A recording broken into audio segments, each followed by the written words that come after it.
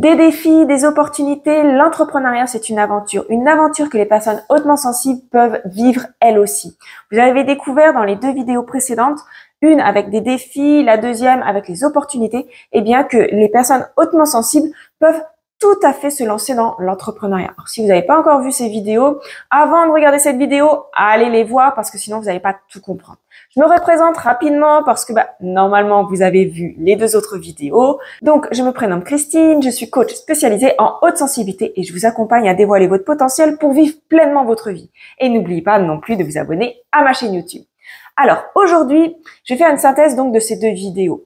Vous avez vu qu'il y a des défis pour se lancer dans l'entrepreneuriat. C'est pas tous les jours facile, il y a du stress, il y a des challenges, il y a de l'émotion. Et en tant que personne hautement sensible, c'est quelque chose qu'il faut vraiment savoir avant parce que sinon on risque d'être submergé. Et surtout, il est important de comprendre votre sensibilité. Sinon, comme je viens de le dire, vous risquez d'être submergé. Il est important de travailler sur vous-même et sur votre sensibilité. C'est-à-dire vous comprendre et comprendre votre sensibilité, l'accueillir, l'accepter. De changer votre croyance sur vous-même, de changer votre croyance sur votre sensibilité. Et ça, c'est un point essentiel. Quand je me suis lancée dans l'entrepreneuriat, alors pour moi, c'était comme un appel. Mais je commençais juste ce travail sur moi-même et ce travail sur ma sensibilité. Je la comprenais pas encore, je l'acceptais pas encore. Mais bon, l'entrepreneuriat m'a quand même permis d'être moins pointée du doigt au niveau de ma sensibilité. Et ça a été quand même un bon développeur d'acceptation de ma sensibilité. Donc les débuts n'ont pas été faciles quand je me suis lancée, mais petit à petit, avec le travail sur moi-même, avec l'acceptation de ma sensibilité, ça a changé beaucoup de choses et j'ai pu vraiment profiter en fait des opportunités de l'entrepreneuriat. Et c'est pas parce que vous acceptez totalement à 100% votre sensibilité qu'il y aura plus du tout de défis, de challenges. Non, pas du tout. Sauf que vous allez voir les challenges, les défis, les obstacles d'une façon différente. Alors, je vous ai parlé dans la 2e vidéo des opportunités de l'entrepreneuriat.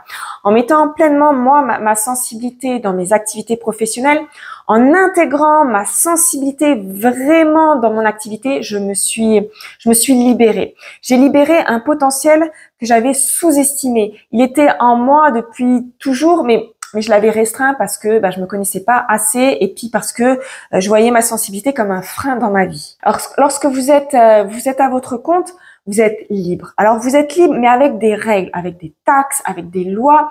Mais il faut pas voir ça comme des freins ou des restrictions. On vit en fait dans une société, on vit avec d'autres personnes. Donc il est nécessaire d'avoir des règles. Je vais pas rentrer dans un discours philosophique sur la liberté, qui est un vaste sujet et c'est pas le sujet du jour.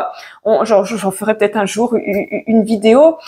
Mais vous êtes dans l'entrepreneuriat libre d'être vous à 100%, d'être libre d'être vous avec votre sensibilité. Vous avez cette possibilité de créer votre activité avec votre sensibilité, de créer votre façon de gérer votre activité avec votre sensibilité, de créer votre façon de vous adresser ou de communiquer avec vos employés ou avec vos clients.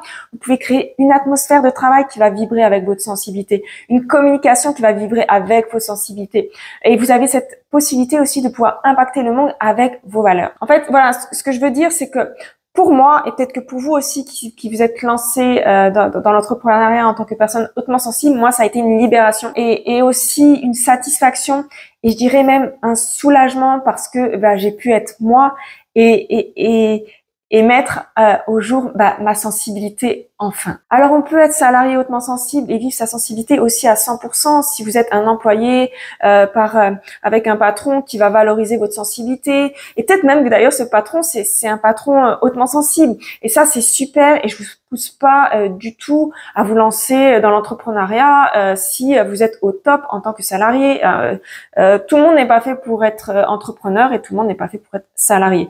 L'important c'est de trouver votre place avec votre sensibilité, que ça soit dans l'entrepreneuriat ou que ça soit dans le salariat. Donc si vous êtes au top dans votre vie de salarié, eh bien c'est super Par contre, voilà, si vous êtes salarié et que vous n'arrivez pas du tout, mais du tout à trouver votre place dans ce monde de travail, qu'il n'y a pas de sens, eh bien, peut-être que l'entrepreneuriat, ça peut être une solution pour vous. Et je suis là d'ailleurs pour vous accompagner là-dedans. Moi, je vous accompagne à vous épanouir pleinement dans votre vie quotidienne et dans votre job. Donc, si vous avez des questions, si vous voulez vraiment, mais vraiment enfin être libre et sensible, vous épanouir pleinement, n'hésitez pas à me laisser un commentaire sous la vidéo. Alors j'espère vraiment que cette série de vidéos, de ces 3 vidéos vous ont été utiles, qu'elles vous ont fait voir l'entrepreneuriat d'un nouvel œil, peut-être même donner envie de vous lancer.